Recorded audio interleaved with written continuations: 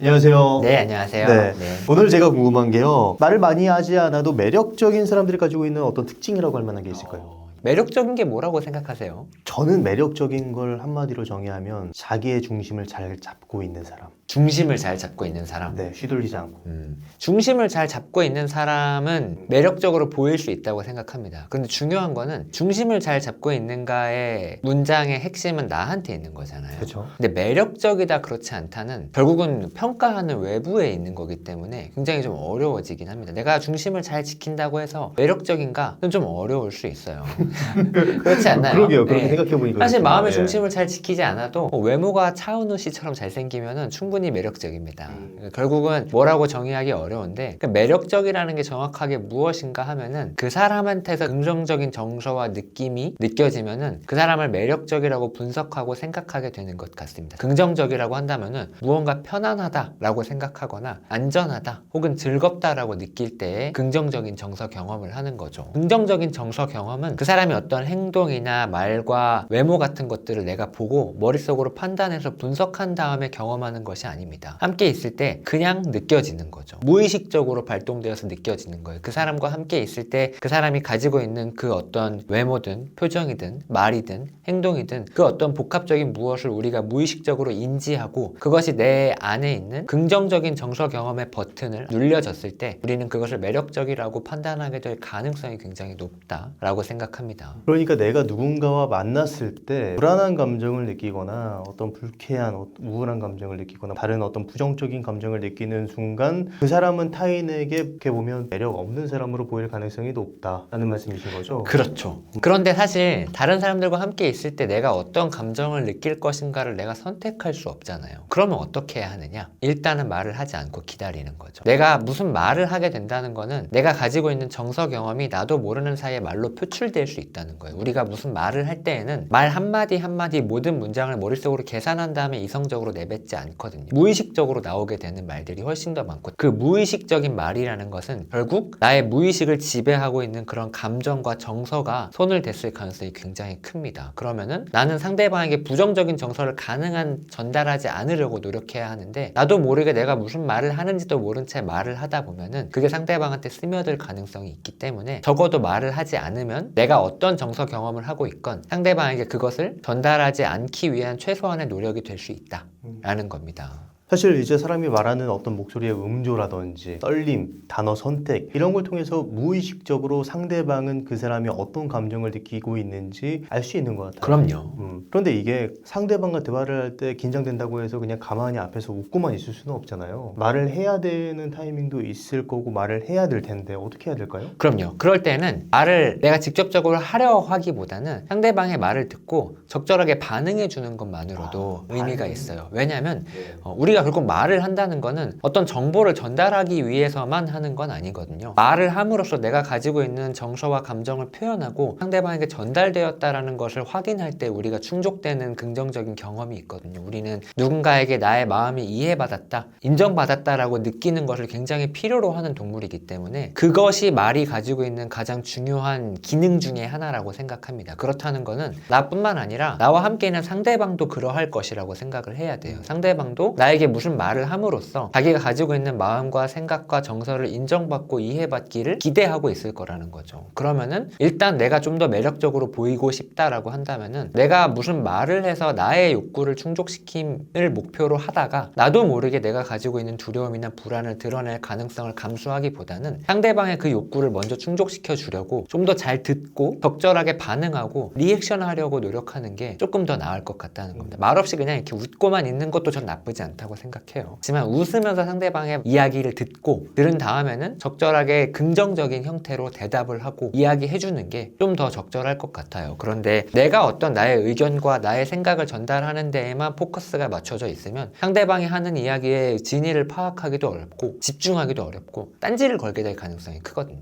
이게 굉장히 좀 공감이 가는 게 내가 인간관계에서 누군가에게 좀 잘 보이고 싶다라고 생각이 들면 긴장이 되기 마련이잖아요. 그쵸. 그런데 사실 사람들은 다 자기가 말하는 걸 좋아하잖아요. 자기 얘기하는 걸 좋아한단 말이에요. 그러니까 상대방이 편안하게 이야기할 수 있도록 리액션해주고 그리고 그러면서 적절히 궁금한 부분에 대해서 질문을 해주고 그렇게 대화를 하다 보면 어느새 마음이 좀 편안해진단 말이죠. 그쵸. 그때 좀 더 의미 있는 대화를 하는 게 좋은 방법이지 않을까라는 생각이 들었어요. 맞아요. 결국은 이제 긍정적인 경험을 상대방에게 주고자 하는 거잖아요. 상대방에게 조금 더 긍정적인 경험을 할 수 있도록 해주기 위해서는 말을 잘 들어주라고 이야기했지만 경쟁적이기보다는 조금 더 협력적인 모습을 보이려고 노력하는 게 좋다는 겁니다. 상대방과의 관계에서 내가 더 즐겁고 웃기는 말을 많이 하겠다라는 거는 내가 경쟁적 우위를 좀 더 점하겠다라는 거거든요. 이 대화에서. 내가 좀 더 주도적으로 의견을 개진하겠다라는 경쟁성을 보이는 건데 사람은 경쟁적인 상대를 매력적으로 느끼도록 진화하지 않았어요. 예전에는 사람들이 침팬지나 다른 포유류들과 비교해서 연구를 해왔을 때처럼 무언가 경쟁에서 승리하는 원 알파가 모든 것들을 독식하고 나머지가 도태되는 그런 자연선택의 원리에 따라서 사람의 마음이 진화해 왔다라고 알려져 있었지만 사실은 그렇지 않다라는 것들이 최근에 더 많은 연구 결과들을 통해서 밝혀지고 있습니다. 그러니까 말을 막 많이 한다는 것도 결국 내 안에 가지고 있는 경쟁적 심리, 부정적 정서, 투쟁과 도피의 정서가 발동되고 있는 것인지를 검토할 수 있어야 한다는 겁니다.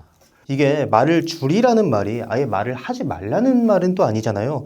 그렇다면 좀 어떤 타이밍에 어떻게 말을 하는 게 좋을까요? 그러니까 기본적으로는 상대방에게 관심을 계속해서 가지려고 노력하는 게 저는 말을 적절하게 할 수 있는 방법이라고 생각합니다. 말을 많이 하지 말라 라는 것은 관계 중에서 상대방의 이야기에 조금 더 경청하라는 뜻이라고 이야기를 했잖아요. 그러면 조금 더 집중하고 듣고 상대방의 이야기에서 관심을 갖다 보면 궁금증이 생기고 궁금증에 대해서는 질문할 수 있겠죠. 그래서 내가 말을 한다라고 하면은 나의 의견을 개진하는 것뿐만 아니라 상대방에 대해서 궁금한 바를 이야기할 수 있어야 한다라고 생각해요. 대표적으로 정신과 의사들은 다들 정신과 의사가 되기 전에 정신분석적 면담을 배웠는데 정신분석적 면담을 배울 때는 환자와 1시간 동안 막 이야기한 바를 다 타이핑해서 녹음해서 가져가서 교수님과 수업을 해요. 네가 이때 이런 말을 했고 저때 저런 말을 했고 이건 어떤 의미가 있고 이랬어야 했고 이런 것들을 쭉 배우는데 대부분의 많은 이제 초보 정신과 의사들이 하는 실수 중에 하나가 말을 너무 많이 한다는 겁니다. 말을 많이 할수록 정신분석적 면담 같은 경우에는 환자의 연상과 무의식을 끌어내고 환자의 이야기를 통해서 환자의 문제를 드러내야 하는 과정인데 의사가 말을 너무 많이 하면은 환자의 기회를 그만큼 뺏게 되는 거거든요. 그러면은 면담을 할 때는 어디에 집중해야 하느냐? 환자한테 관심을 가지고 환자에게 궁금해해라 라고 이야기를 한다는 겁니다. 저도 예전에 가지고 있던 기억 중에 하나가 환자가 쭉 이야기를 했어요. 저는 이제 정신과 의사랍시고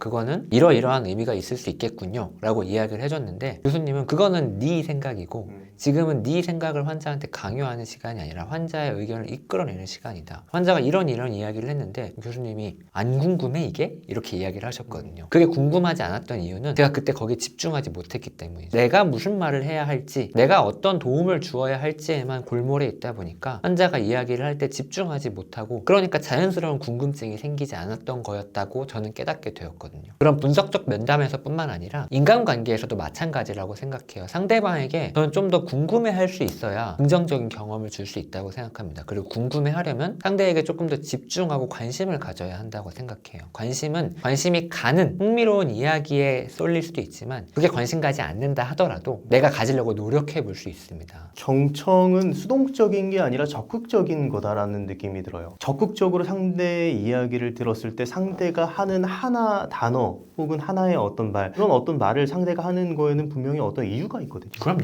그 이유를 물어봐 줘야 되는 게 적극적인 경청인데 자기가 말하고 싶은 거에만 치중하면 그걸 놓치게 되는 것 같아요. 그럼요. 그래서 말을 많이 하는 사람들의 특징 중에 하나는 상대방이 막 무슨 말을 할 때도 들으면서 그거에 대해서 뭐라고 대답할지만 생각하고 있어요. 내가 뭐라고 대답을 해야 하는지 상대방의 말에 대한 나의 생각만 막 집중하고 있거든요. 그럴 때 저는 한 발짝 떨어져서 그럼 쟤는 어떤 의도로 저런 이야기를 하는 걸까? 어떤 마음인 걸까? 어떤 감정인 것일까를 조금 더 궁금해 하려고 노력했으면 좋겠다. 관심과 궁금증은 저절로 생겨나는 것이기도 하지만 내가 노력해서 이끌어낼 수 있는 것이기도 하다라고 염두에 두셨으면 좋겠습니다. 너무 좋은 말씀 해주셔가지고 네. 공감이 많이 되네요. 네. 감사합니다. 들어주는 것이 필요하지만 때로는 이런 상황이 있을 수도 있을 것 같아요. 서로 조용한 침묵의 상황이 지속되는 그런 순간. 이런 침묵의 순간에는 좀 어떻게 대응을 하는 게 좋을까요? 근데 말을 하다 보면은 사실 침묵이 찾아오는 순간이 있을 수밖에 없다고 생각합니다. 일단 그거를 전제할 수 있어야 돼요. 대부분의 사람들은 여럿이 있든 특히 단둘이 있을 때는 대화가 없어지는 침묵의 순간이 찾아오면은 굉장히 불편하거든요. 불편해지는 이유는 침묵이 찾아오면 안 된다라고 생각하기 때문입니다. 그럼 그때 한 번 더 생각해 볼 수 있어야죠. 왜 침묵이 찾아오면 안 된다고 생각할까? 잘 생각해 보면은 상대방이 불편할 것이라고 느끼기 때문에 상대방이 불편할 것이라고 느껴서 나를 매력적이지 않다고 생각하거나 내가 무언가 지금 이 대화를 잘 이끌어 나가지 못하고 있다고 생각할까봐 두려워지고 불편해지는 겁니다. 근데 대화가 없는 순간은 원래 모두에게 조금 어색한 순간이라고 생각합니다. 그러면은 때때로 찾아오는 그런 침묵의 순간을 저는 자연스럽게 허락할 수 있었으면 좋겠습니다. 한순간도 그런 순간이 없어야 한다고 생각하면은 자연스럽게 찾아오는 침묵의 순간에 당황하게 되고 당황해서 어떻게든 무슨 말을 하려고 하다 보면은 아까 이야기했던 것처럼 내가 무슨 말을 하는지도 모르고 어떤 정서와 어떤 느낌을 상대방에게 전달하는지도 모르고 단지 침묵을 깨기 위해 무슨 말을 하게 돼요. 그러면 수습하기 어려워진 경우가 또 생길 수 있죠. 그렇기 때문에 침묵이 찾아오면 허락하고 저는 좀 기다릴 수 있었으면 좋겠습니다.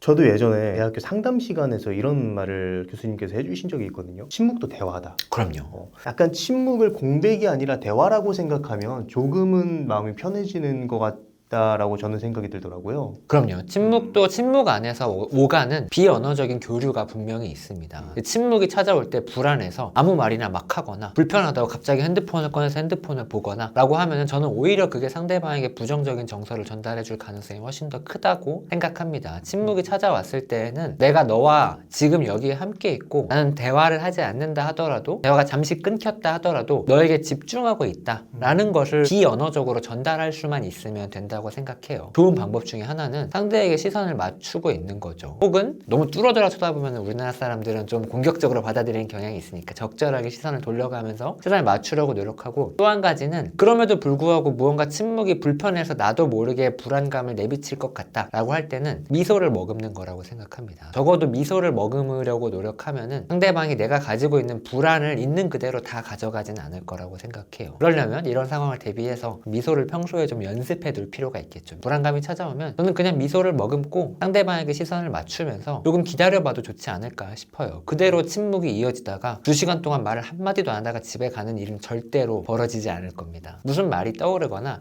궁금증이 찾아올 거라고 생각해요. 네, 오늘 좋은 말씀 많이 해주셨는데 마지막으로 하고 싶으신 말씀 있으시다면 어떤 게 있을까요? 좀 더 많은 사람들한테 매력적으로 보이고 싶다고 생각합니다. 저도 그렇고요. 우리 모든 사람들이 그렇죠. 근데 매력적으로 보이고 싶은 마음이 있기 때문에 우리는 더 많은 인간관계를 좀 더 풍요롭게 가져갈 수 있지만 한편으로는 매력적으로 보이고 싶다는 그 열망 때문에 괴로워지는 거라고 생각하기도 합니다. 가장 처음에 이야기했다시피 모든 사람에게 매력적으로 보일 수 있는 사람은 없거든요. 그러면 매력적으로 보이기 위해서는 결과적으로는 이라는 것이 시험에서 점수를 매기듯이 평가할 수 있는 것이 아니고 관계에서 오가는 주관적 경험에 달려있다 라는 것을 염두에 둔 채로 내가 관계에서 조금 더 편안할수록 상대방도 나의 편안함을 공유할 수 있을 것이다 라고 생각하면서 아까 맨 처음에 몸자님께서 이야기하신 매력적인 사람이라는 것은 자신의 중심을 잘 지키는 사람이다 라고 이야기한 것처럼 관계 안에서 내가 편안함을 언제나 가져갈 수 있을 만큼의 중심을 확보하는 게 말을 많이 하지 않더라도 매력적으로 보일 수 있다. 한번 기억해 주셨으면 좋겠습니다. 네, 오늘 김총기 원장님을 모시고 내 곁에 매력적인 사람들이 말을 적게 하는 이유에 대한 얘기를 들었습니다.